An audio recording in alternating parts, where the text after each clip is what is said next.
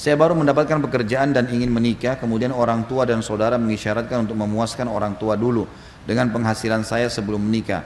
Apa yang harus saya lakukan? Tentu kembali kepada menikah, ya. Menikah. Masalah memuaskan orang tua semampunya. Kalau ada kelebihan dana, segala lakukan. Kalau tidak ya sudah, gitu kan? Jadi bukan berarti kalau punya gaji sekarang 2 juta misalnya, maka orang tua saya harus kasih dulu semua sampai mereka puas. Tolok ukur puas ini kapan? Ya, sampai kapan? Ya, itu. Dan seberapa besar yang harus saya berikan? Posisi orang tua juga harus paham. Ya. Kalau anaknya baru bekerja dan mungkin dia butuh pasangan, orang tua yang bijak dia malah membantu mendorong anaknya kalau sudah punya kerjaan untuk berumah tangga. Karena rumah tangga itu sesuai dengan sabda Nabi SAW, siapa yang telah menikah dia telah menyelamatkan setengah agamanya. Hidupnya akan tenang, tinggal bertakwa kepada Allah di setengah yang tersisa, gitu kan? Di orang tua yang bijak dia akan bantu anaknya untuk bisa menikah segera. Tidak boleh ditunda karena itu akan mengamankan dirinya. Semua anak-anak yang sudah menikah itu akan lebih dewasa, akan lebih bijaksana, akan muncul tanggung jawab dan seterusnya. Maka itu sangat positif, ya. Allahu a'lam. Jadi yang saran saya adalah lihat keadaan. Kalau Anda merasa memang sudah butuh dengan pasangan, maka sampaikan ke orang tua dan mulailah menikah. Menikah dengan orang yang sepadan. Kalau belum ada hajat, memang tidak terlalu penting, mungkin karena umur juga masih muda, maka ingin bakti dengan orang tua silahkan. Dan setelah menikah pun masih bisa berbakti. Dari gaji itu disisipin untuk kebutuhan orang tua bisa. Tidak harus semua, gitu kan? Allahu a'lam. Mengenai syafaat, bagaimana dengan para wanita yang bertabarruj? Tabarruj ini maksudnya terlihat auratnya, ya. Dikatakan mereka tidak akan bisa mencium wanginya surga dari jarak sekian dan sekian. Apakah mereka juga bisa memberikan syafaat dari Allah?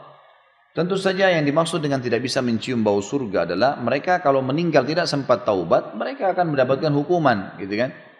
Mencium bau surga di sini masuk dalam timbangan amal, dilihat lagi timbangan amalnya. Kalau timbangan amalnya lebih banyak, ya, lebih banyak misalnya ya, misal pun, maka itu mungkin dia masih bisa selamat. Tapi memang membuka aurat dosa besar, ya, dosa besar. Jadi kalau setiap hari dia lakukan sama, tidak ada bedanya antara perempuan buka aurat dengan berzina, nggak ada bedanya. Nggak ada bedanya antara buka aurat dengan riba. Dosa besar semua. Artinya kalau bayangkan kalau tiap hari bapak ibu zina, 50 tahun misalnya, sama dengan tiap hari buka jilbab, sama. Dosa besar. Pasti berat sekali, ya. Maka dia tentu akan mengganggu sekali timbangan amalnya. Lalu untuk apa? Dan ingat ya, membuka aurat sudah dosa. Dilihat oleh laki-laki yang bukan mahramnya, misalnya dia lagi jalan, ada supir taksi, ada uang sampah, ada penjual, semua yang lihat dia dosa lain lagi. Untuk apa panen dosa ini? Syaitan yang menghiasi bapak ibu sekalian, ibu sekalian terutama, yang mengatakan oh jelek kalau pakai jilbab, oh begini, itu syaitan. A'udzubillahi minasyaitonirrajim. Allah menyuruh ibu-ibu untuk pakai jilbab karena kemuliaan dan kehormatan, tidak ada yang lain. Karena Allah SWT mengatakan dalam Al-Quran, "Dzalika adna alla yu'zain." Tujuan jilbab itu, hijab, agar mereka tidak diganggu. Kalau bapak ibu pakai jilbab besar, apalagi pakai cadar, apa yang mau diganggu sama orang-orang? Paling assalamualaikum. Tapi kalau orang pakai celana jeans ketat, orang pakai baju ketat, ya wajarlah diganggu. Dan kata para ulama, kalau ada orang wanita sudah jaga hijabnya, lalu diperkosa oleh penjahat, dia dapat pahala, yang perkosa dapat dosa. Tapi kalau ada wanita sengaja memamer auratnya dan diperkosa, dua-dua dapat dosa. Dia penyebabnya. Untuk apa tidak pakai hijab? Was-was syaitan, itu dosa besar. Dan itu cara yang paling gampang syaitan untuk menyesatkan kaum wanita. Hati-hati. Jadi kalau dia meninggal tidak pakai hijab, Allahu a'lam, kemungkinan dia akan masuk, beratkan dosanya. Tapi pertanyaannya, apakah dia akan bisa memberikan syafaat? Ini juga tidak tahu, tergantung kalau dia lolos. Oh, dia lolos, gitu kan? Tapi untuk mencari amal ibadah yang bisa berimbang dengan dosa tidak pakai hijab ini sulit, ya. Nah, dosa besar. Ustaz, bolehkah mengucapkan niat ketika mau sholat atau wudhu seperti nawaitu? Ini sudah pernah saya jelaskan teman-teman sekalian. Kalau kita kembali kepada hadis Nabi SAW, maka belum pernah ada pengucapan lafaz. Tidak pernah ada satupun hadis Nabi SAW yang berbunyi nawaitu shoma ghadin, usolli fardhu salatid duhur, nawaitul wudu. Ini tidak pernah ada lafaz hadisnya. Dari mana ini? Ini dari teman-teman kita yang menisbatkan diri kepada mazhab Syafi'iyah di Mesir, tepatnya di Al-Azhar. Disusunlah, mereka mengatakan niat itu harus ya supaya orang itu tidak lupa dan jelas dia ucapkan dengan lisannya. Lalu disusunlah niat-niat itu. Kalau mau sholat, sholli fardhu salatid duhur, nawaitu shauma ghadin untuk puasa, nawaitul wudu'a dan seterusnya. Ini semua disusun. Mereka pun mengatakan dalam buku-buku mereka, ini adalah niat pelengkap, bukan niat asas. Niat asas dalam hati. Kalau ada seseorang mengucapkan dengan lisannya nawaitu shauma ghadin usolli fardhu salatid duhur, tapi hatinya enggak niat sholat, enggak diterima.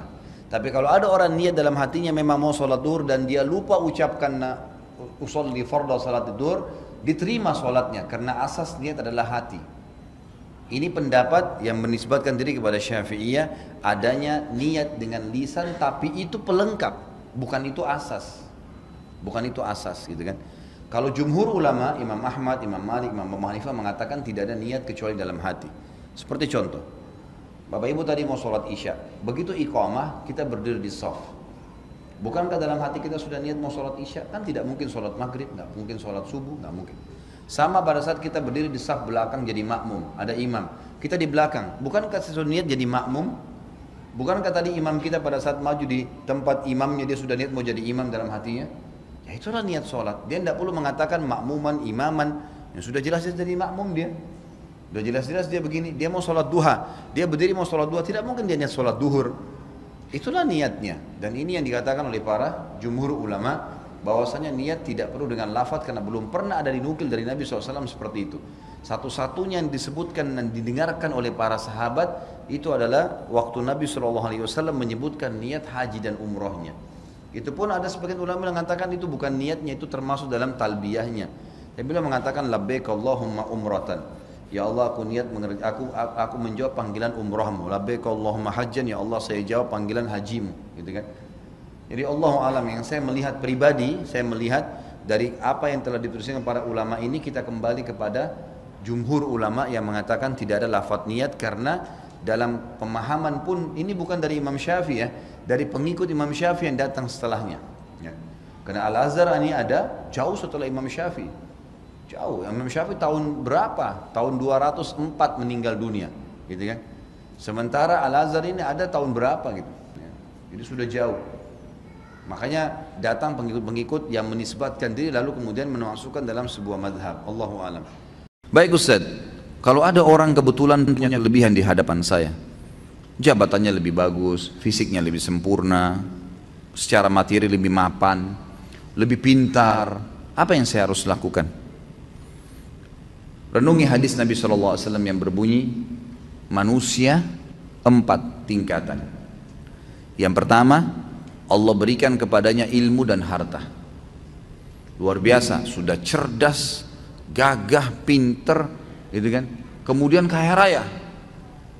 Dan kata Nabi SAW, dia habiskan keduanya di jalan Allah. Ilmunya diajarkan, kemudian juga hartanya diinfakkan. Datang golongan yang kedua, yang Allah berikan kepadanya harta. Maaf, diberikan ilmu tanpa harta. Berilmu, faham ilmu agama, tapi keadaan ekonominya biasa. Dia lihat orang yang punya kelebihan nih, apa yang dia lakukan? Dia mengatakan, ya Allah, kalau engkau memberikan kepadaku seperti kau berikan kepada dia, aku akan lakukan seperti dia atau bahkan lebih. Kata Nabi SAW, fahuma fi ajri sawa, dua-duanya akan sama pahalanya.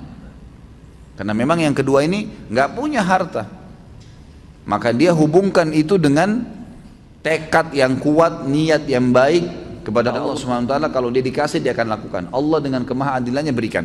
Si yang pertama nggak dizalimi, dia dapat semuanya. Tapi yang kedua diberikan kelebihan oleh Allah SWT karena tekadnya yang baik. Golongan ketiga, orang yang Allah berikan kepadanya harta tanpa ilmu, nggak ada ilmunya, kaya raya tapi luar biasa, cuma nggak tahu mana halal mana haram, nggak pernah tahu masalah urusan akhirat, ada surga dan neraka, nggak pernah berpikir kalau mati di alam barzah nanti akan ada masalah kalau dia banyak dosa. Diberikan, dihabiskan hartanya di jalan kemaksiatan kepada Allah, bangun diskotik, bar, sibuk dengan itu. Kemudian datang golongan keempat, ini yang luar biasa ya. Kejahilan yang luar biasa. Jangan jadi golongan ketiga aja nggak boleh, apalagi golongan keempat. orang yang tidak dikasih ilmu, enggak dikasih harta, miskin, ya kan gitu, dan juga tidak ada, bodoh, enggak ada ilmunya. Yang dia jadikan tolak ukur bukan golongan pertama sama kedua, tapi golongan ketiga. Orang kaya raya yang bangun hotel sana sini banyak kemaksiatannya, diskotik dan seterusnya. Orang-orang yang banyak tiap hari bermaksiat kepada Allah SWT, lalu dia bilang, kalau saya punya harta seperti dia, saya akan buat yang sama.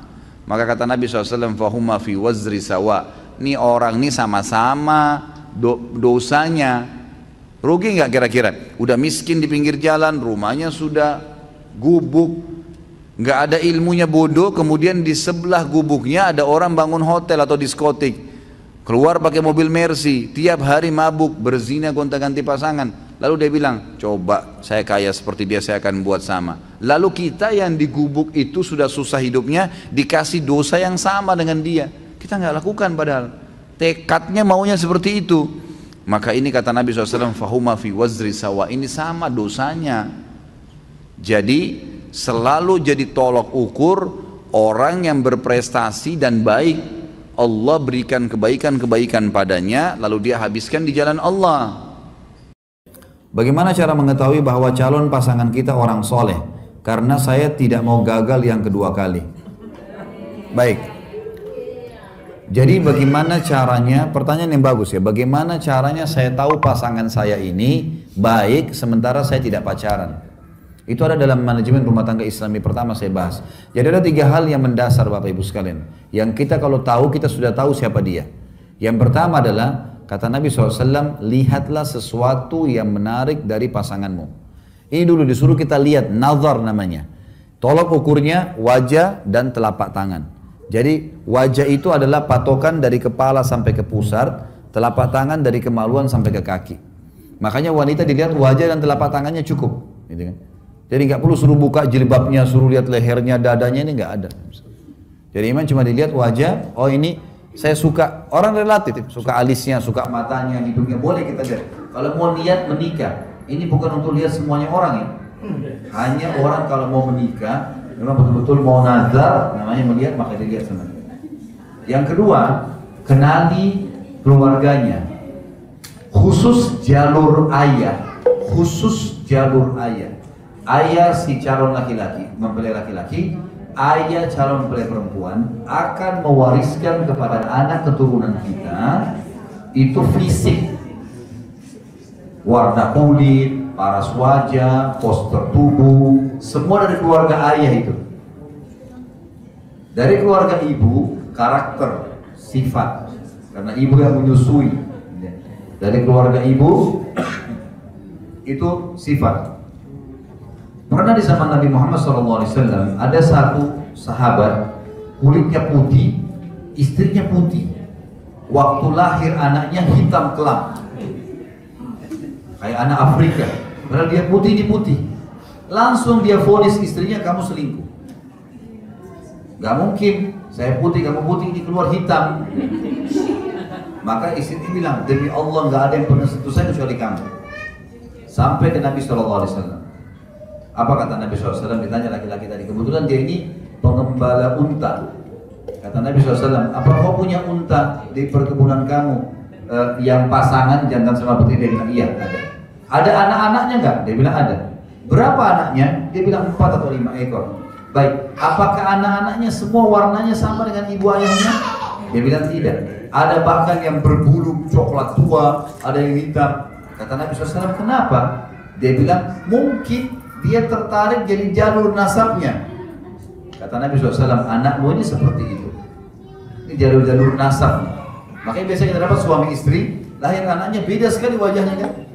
Karena ini jadi jalur ayahnya. Baik ayah si laki-laki atau ayah si perempuan.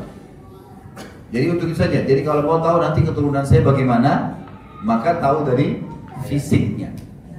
Dari keluarga ayahnya. Kalau karakter dari keluarga ibu. Dan ini diambil globalnya keluarga ya. Globalnya, biasanya memang ada sifat umum keluarga. Ada keluarga laki, ada keluarga dari ayah itu memang tinggi-tinggi besar. Nanti anak kita akan begitu semua tuh. Ada mungkin kalau dari keluarga ibu misalnya semuanya terkenal dosen, suka kuliah, pendidikan, atau orangnya baik-baik, terkenal orang-orang solehah. Maka itu insya Allah juga akan sudah cukup. Walaupun ada 1 orang, 2 orang yang pemabuk itu nggak jadi tolak ukur, tapi globalnya keluarga. Yang ketiga adalah lingkungannya. Bagaimana tadi saya sudah jelaskan, kata Nabi SAW, Al-maru ala dini khalili, seseorang sesuai dengan agama temannya.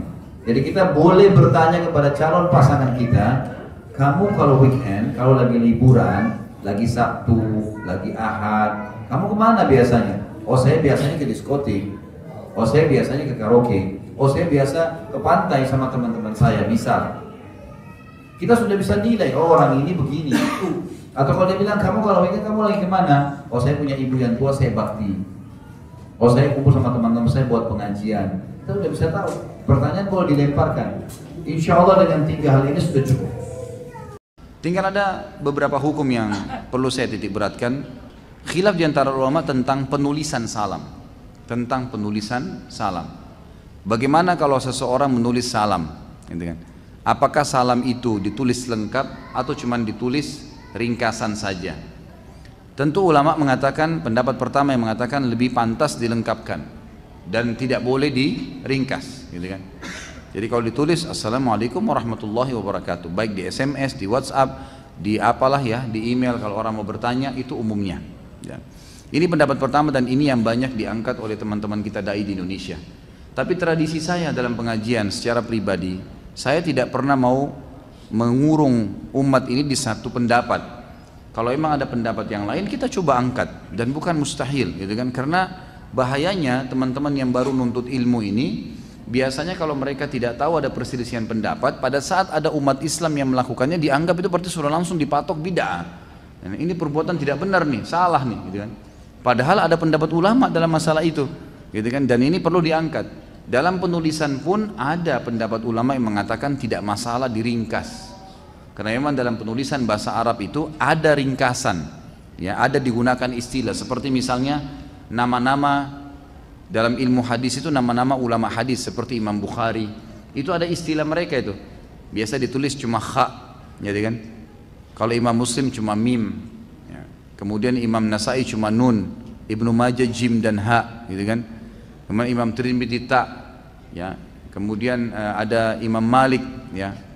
Ini Imam Malik kalau nggak salah ta, ya. Saya lupa, nggak ingat lagi sekarang. Tapi seperti itulah nama-nama ini ada yang diringkas. Tetapi ringkasan ini hanya sekedar tulisan, bukan berarti bacaan.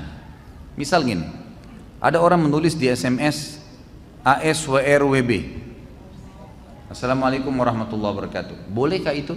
Dalam pendapat kedua boleh, karena ini cuma sifatnya tulisan, bukan bacaan. Masa kalau saya kirimkan kepada anda ASWRWB ini langsung anda baca ASWRWB? Hah? Bacanya apa kira-kira? Assalamualaikum warahmatullahi wabarakatuh. Pastilah, gitu kan? Gak mungkin. Saya pun pada saat nulis saya pasti bilang Assalamualaikum warahmatullahi wabarakatuh. Cuman ringkasan tulisan. Ini biasanya memang digunakan dalam metode bahasa Arab, tetapi sifatnya hanya tulisan karena bacaan tidak akan berpengaruh ke situ. Biasa juga ada penulisan sebagian ulama tentang nama Nabi Muhammad SAW. Biasanya SAW itu dalam tulisan bahasa Arab diringkas menjadi sal'am, sod, lam, ain, mim. Jadi ada beberapa penulisan, metode penulisan bahasa Arab yang pakai ini. Tentu ulama-ulama pendapat pertama melarang, nggak boleh, gitu kan? Karena ini meringkasnya. Karena mereka menangkap meringkas ini tulisan dan bacaan. Artinya khawatirnya orang baca juga dengan itu, gitu kan? Padahal sebenarnya ulama pendapat kedua mengatakan tidak, ya. Ini cuma tulisan, secara bacaan tidak mungkin. Tidak mungkin orang tulis misalnya An-Nabiyyu Sad Lam Ain Mim, orang baca Sal'am, nggak mungkin. Tapi orang pasti baca Sallallahu Alaihi Wasallam. Cuma meringkas saja, gitu kan? Cuman meringkas.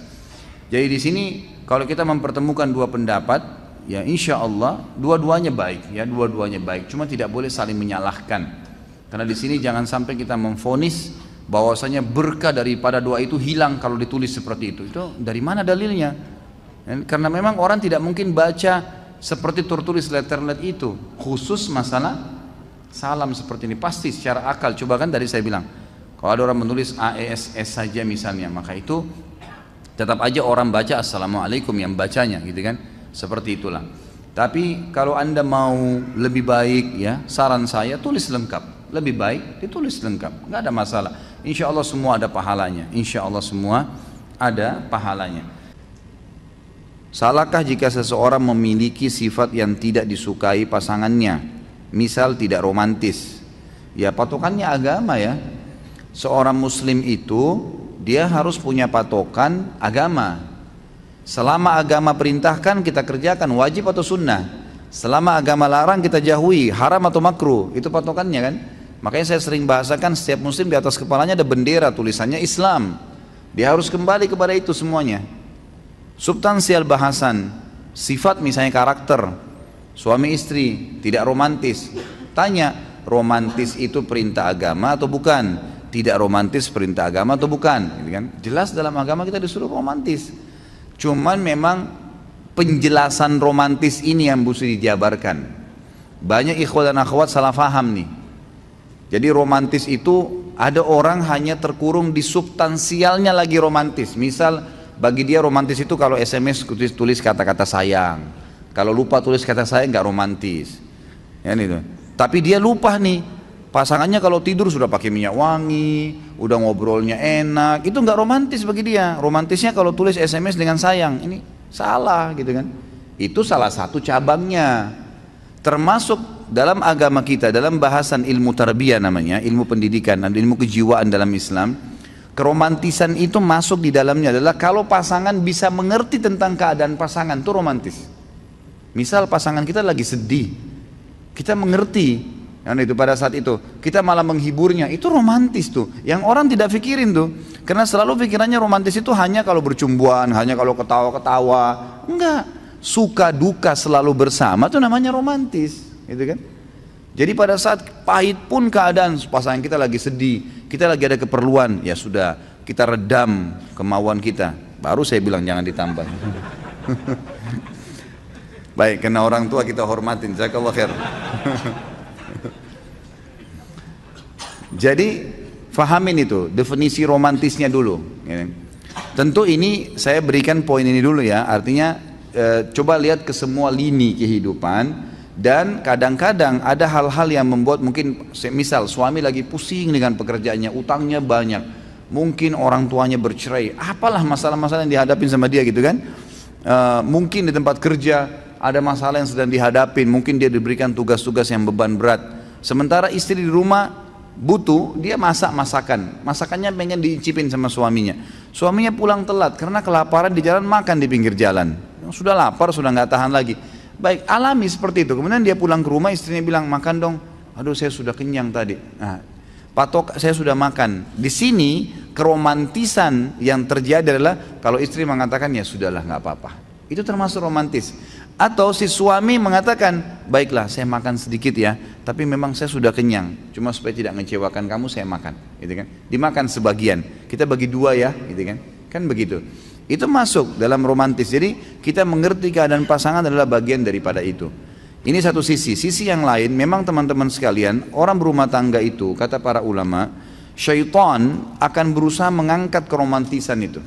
Orang kalau suami istri, walaupun pasangannya itu bersih, wangi, seringkali dibuat males gitu. Seringkali dilihat sama dia sesuatu yang biasa saja, gitu kan. Tapi kalau sama pacarnya biar nggak sikat gigi mau dicium, gitu kan. Kalau pasangannya sudah bersih nggak mau, ini gimana ini, haram. Syaitan hiasi di sini, karena syaitan itu bisa meredam syahwat, bisa memberikan syahwat, bisa membuat orang marah, bisa membuat orang tidak marah, gitu kan. Bisa kadang-kadang orang cuman duduk sebentar, dibuat menghayal apa sama syaitan, bisa tiba-tiba syahwatnya bangkit seketika, gitu kan. Maka syaitan bisa menguasai, makanya kita selalu beristiadah, gitu kan. Istiadah, a'udzubillahi minasyaitonirrajim. Dan ketahui bahwasanya romantis bagian daripada ibadah. Ibadah itu. Jadi kita baik dengan pasangan, gitu kan. Kita ramah dengan dia, kita ingatkan kalau dia salah. Itu semua bagian daripada keromantisan dan termasuk tadi pengertian terhadap keadaannya. Pak Ustadz, saya punya dua anak laki-laki, 11 dan 13 tahun. Mereka lebih takut kepada syaitan daripada melakukan dosa seperti meninggalkan sholat dan melawan kedua orang tua. Tolong nasihatnya ya. Anak saya ada di ruangan ini sekarang.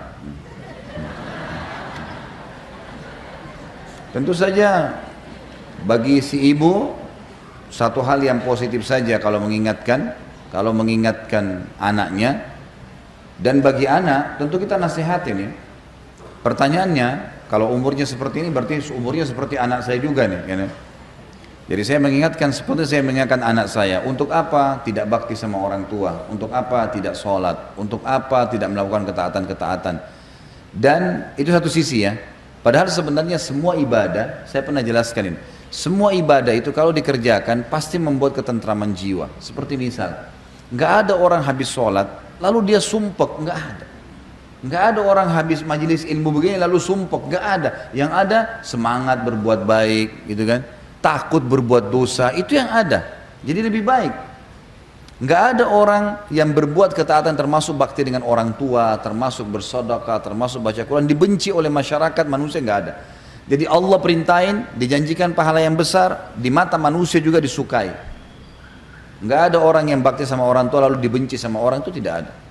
Dan ada hadis Nabi Muhammad SAW, dengarkan baik-baik anak-anakku, ini kalimat yang penting sekali.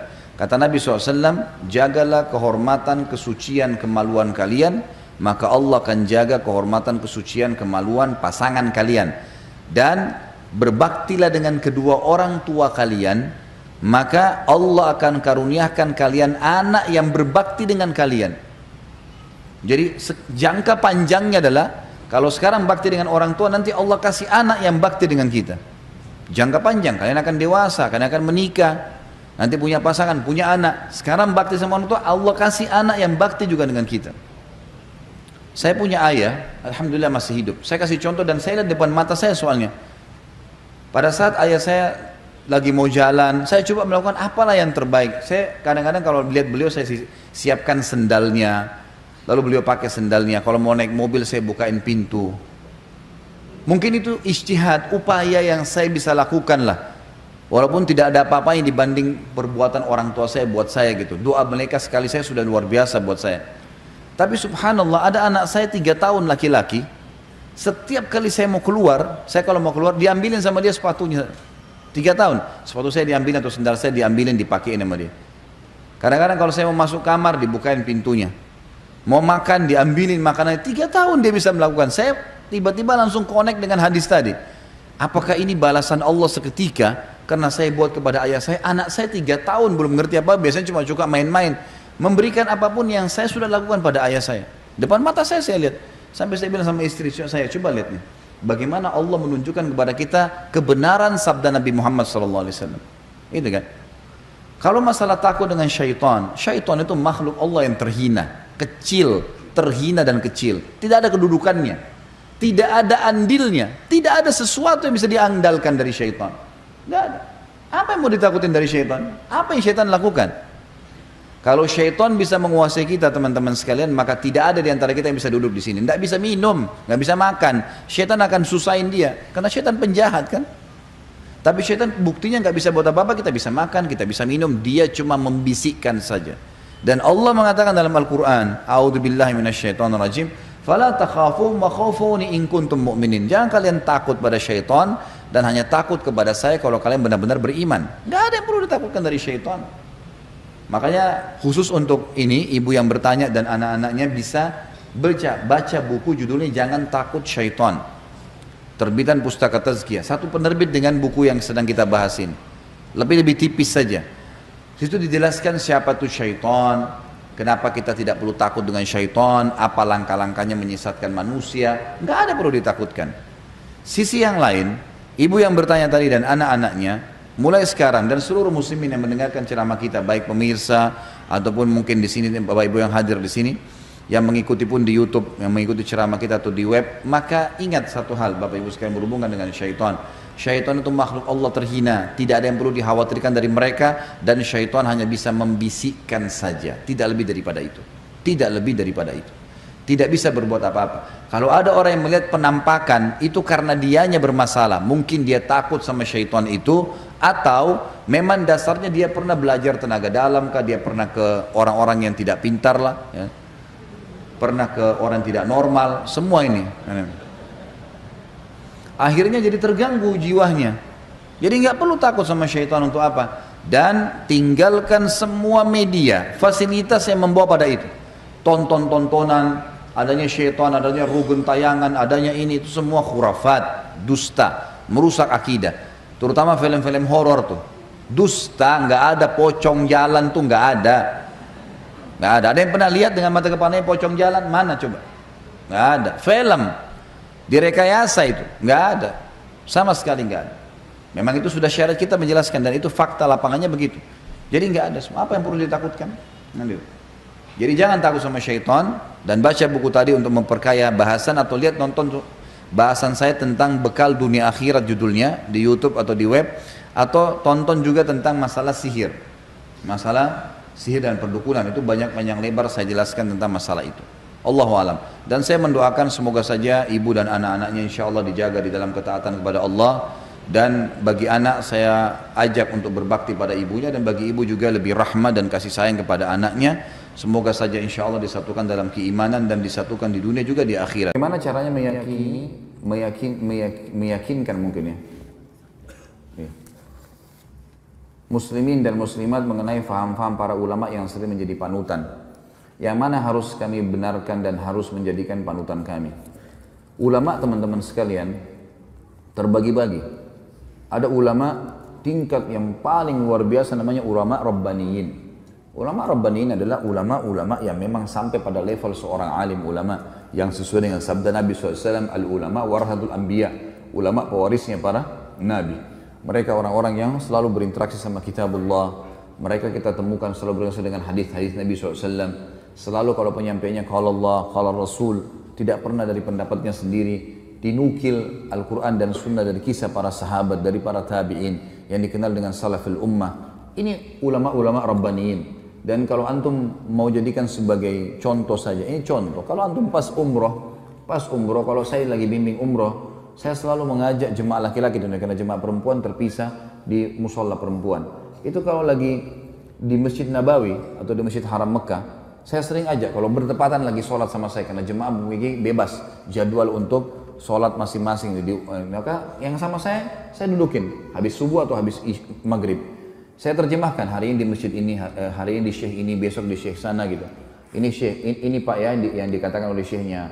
Hukum ini macam-macam. Selalu perkataannya Allah, qala Rasul. Allah berfirman, Rasulullah bersabda. Tidak pernah ada ini pendapat saya, ini pendapat guru saya, gitu kan.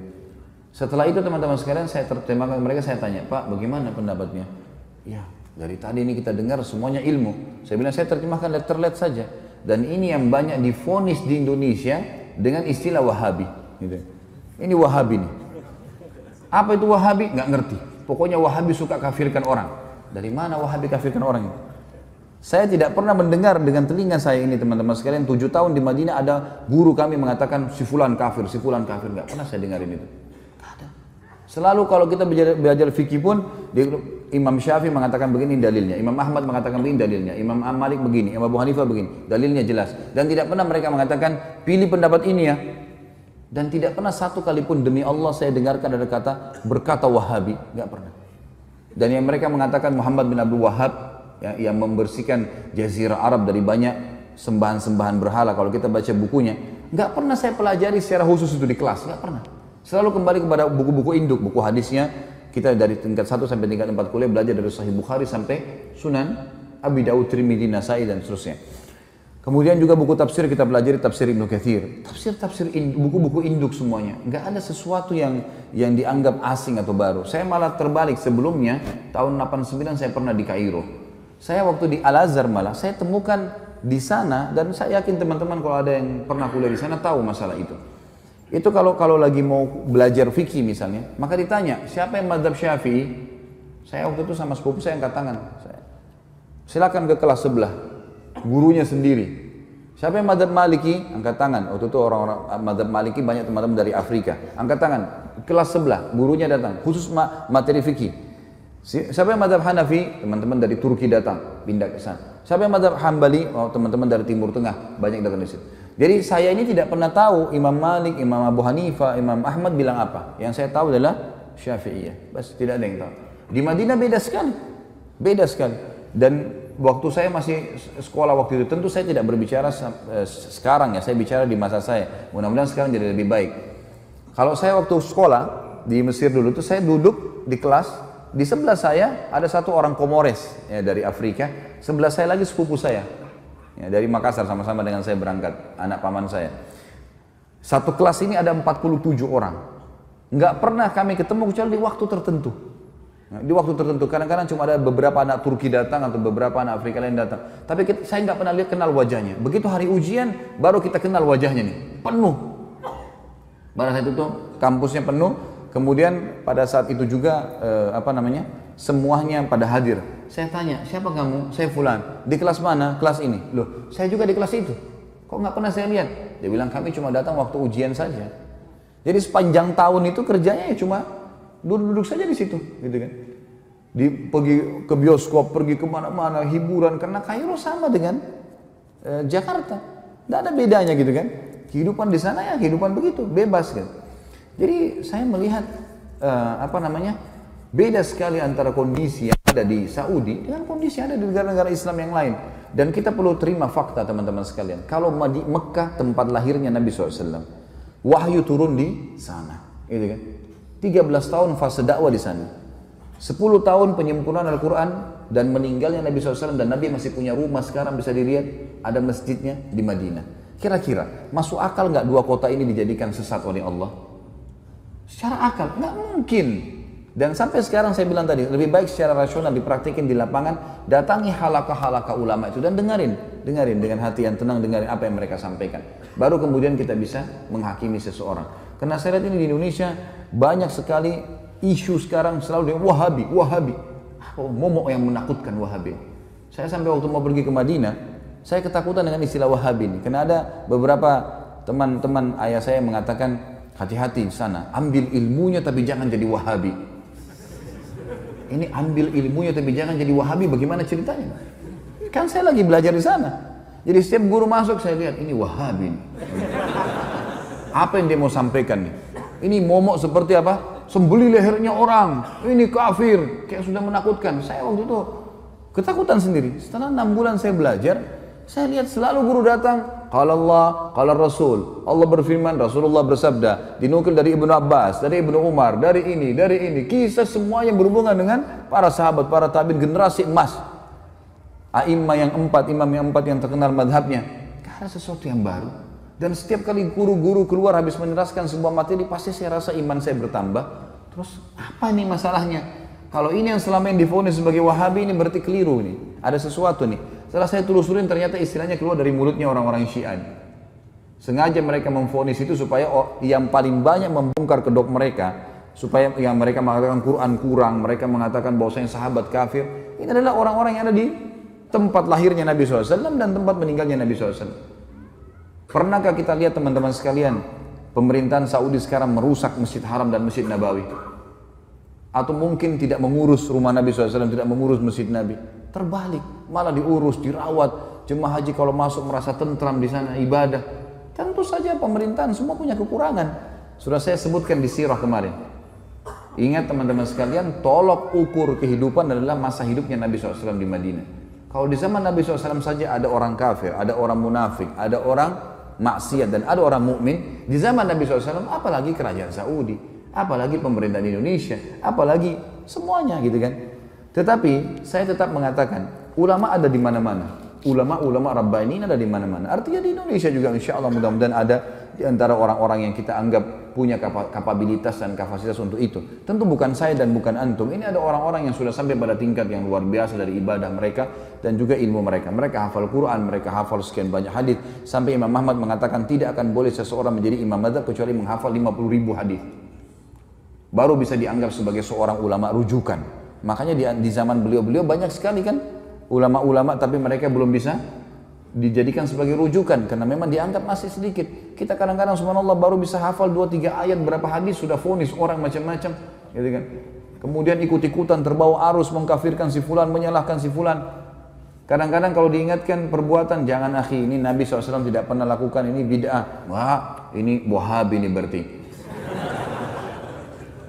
Padahal kalau kita ikuti pengajian teman-teman yang divonis Wahabi ini teman-teman, saya sering bahasanya ini di Jakarta. Sebenarnya kami ini yang sedang berdakwah, saya termasuk divonis gitu kan. Tapi biarlah vonisan ini, semoga Allah berikan hidayah. Seperti gini, ini masjid nih. Ini masjid sudah rapi warnanya, temboknya sudah bagus karpetnya. Setiap muslim yang datang, saya sebagai pengurus masjid mengingatkan, Pak, jangan dikotorin masjidnya ya. Jangan diubah catnya.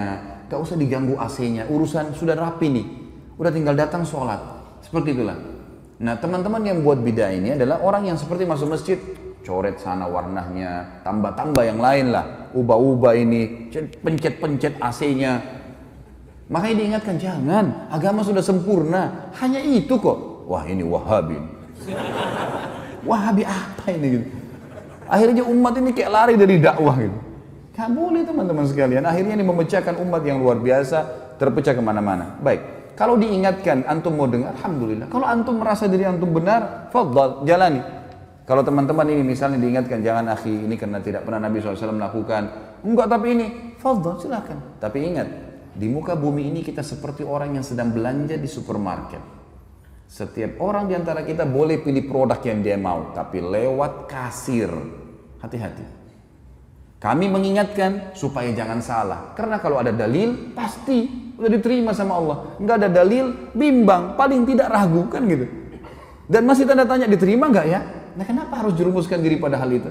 Orang yang masuk pada perbuatan teman-teman yang minimal syubhat, apa kata Nabi SAW? Halal jelas, haram jelas. Di antaranya ada hal yang samar-samar. Siapa yang menyelamatkan dirinya pada hal samar-samar? Boleh enggak ya? Siapa yang menyelamatkan dirinya dari hal samar-samar, dia telah menyelamatkan kehormatan dirinya dan agamanya. Dan siapa yang menjerumuskan dirinya pada hal yang syubhat, dia telah menjerumuskan dirinya pada yang haram.